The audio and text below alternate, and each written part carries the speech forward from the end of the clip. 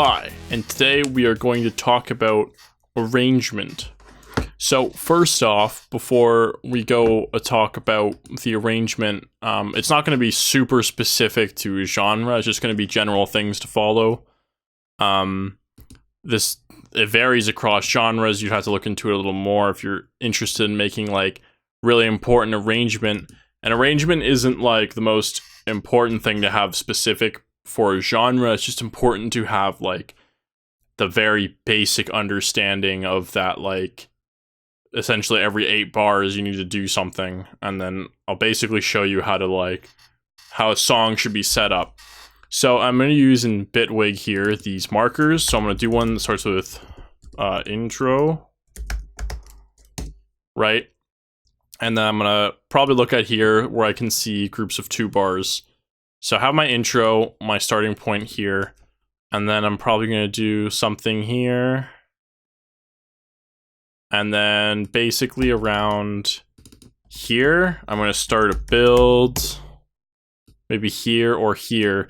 Things like this can be changed, you know? So I'll do a build, maybe I'll do the build here, and then I will insert one here that's like the, I don't know what to call it, like pre-build. And then over here, you know, you do something like a drop. Starts around 30 bars, which is about a minute in, and that's essentially where you want to get the drop. And then you want the pre-build and the build stuff sort of a minute before. Like most popular songs or pop songs will have like the pre-build and build before 1 minute in, and the drop usually starts like around a minute and 30 seconds or something, but we're at 128. So say if I put this up to dubstep tempo, the drop starts like a little earlier. We're at 128, so this is like standard dance music tempo, or very close to. So you know, you'd have a drop. The drop would go for easily 16 bars. So then we have a point here where we would be like, okay, so then now we're gonna have, I call it the aftermath. Like that. And then I'm gonna go ahead and let's see, now we're looking at sets of 4. So around here, I'm gonna do a breakdown.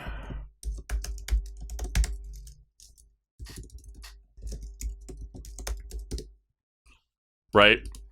So I can start my breakdown here, have the breakdown go, and then I could start my drop, start my build, or pre-build here again, and then say here we'll do our build, and then we'll do a drop again over here.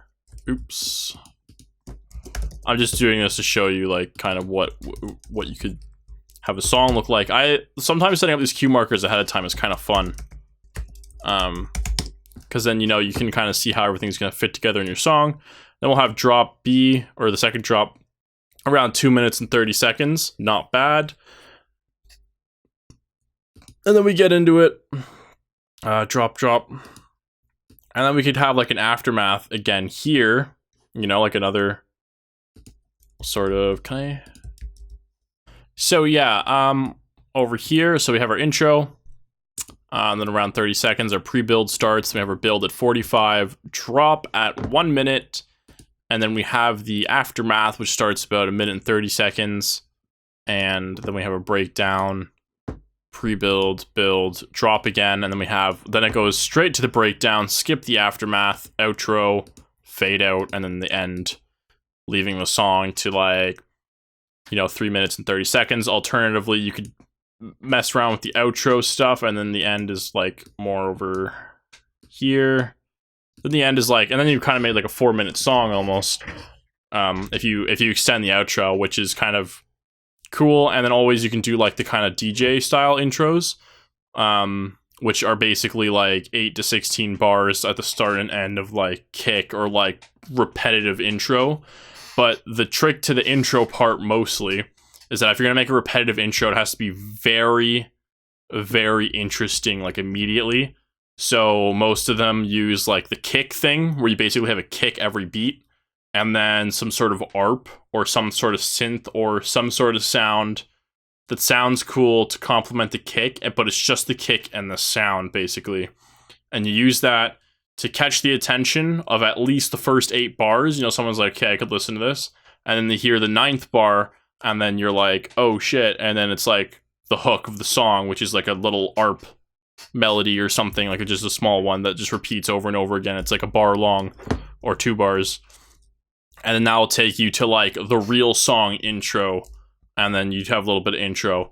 So what I'm doing here is essentially 8 bars. I'm doing everything. For the intro, what's going to end up happening if I make an intro, we can make a mini example song here.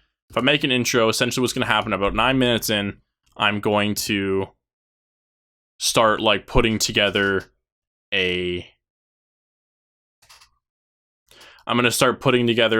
some more sounds. So like, say I start with just this sound.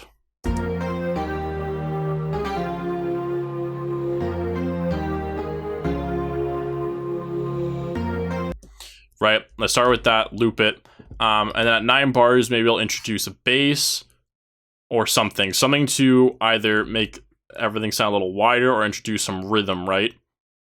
And then at the pre-build, I'm gonna change up the source sounds a little bit, and then go from there.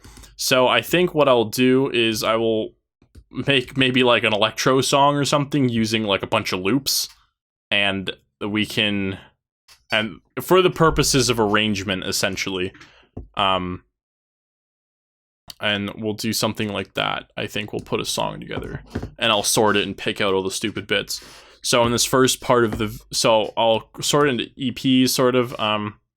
So right now we set up our intro. So maybe what we'll do is make this, so we'll have our outro. I mean, we'll keep our outro that long. And maybe what we'll do is we'll add like a little DJ intro sort of thing. So the DJ intro will be 8 bars. So let's add a cue marker. DJ intro. So I won't start this stuff here yet. I'll put that there for the actual intro.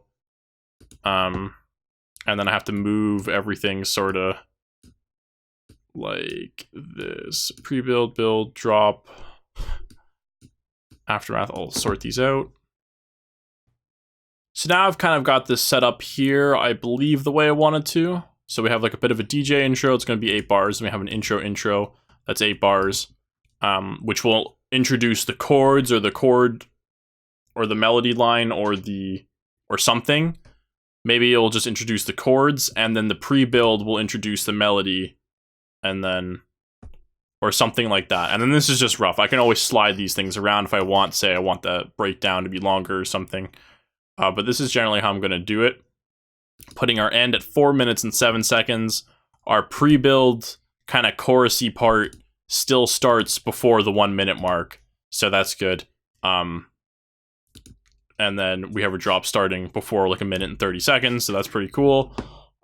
People don't really stick around too long if the songs move slowly, depending, like if you're already like an established artist and you're arranging stuff and you have like your songs being played in clubs, no one gives a shit how long what your music's like, because they're going to be dancing to it in clubs, and you already have like a profile that basically you could make any garbage you want, like basically your marshmallow. You can do whatever you want and people just dance to it for no reason. So that's when you can do interesting things with the arrangement. Or if you're doing deadmau5 styled stuff, things aren't 8 bars anymore. It's more like 16 bars is like when you do something interesting, or like change stuff up with like little, and you use like more slight variations in certain areas, but 16 bars is sort of more of the key number there. But that's too long for like pop songs.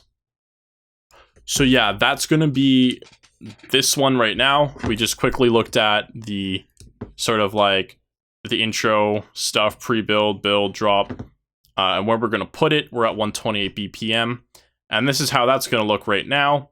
And then next time we will start doing stuff, and we'll go into like kicks and stuff and doing that. Thanks for watching. Bye.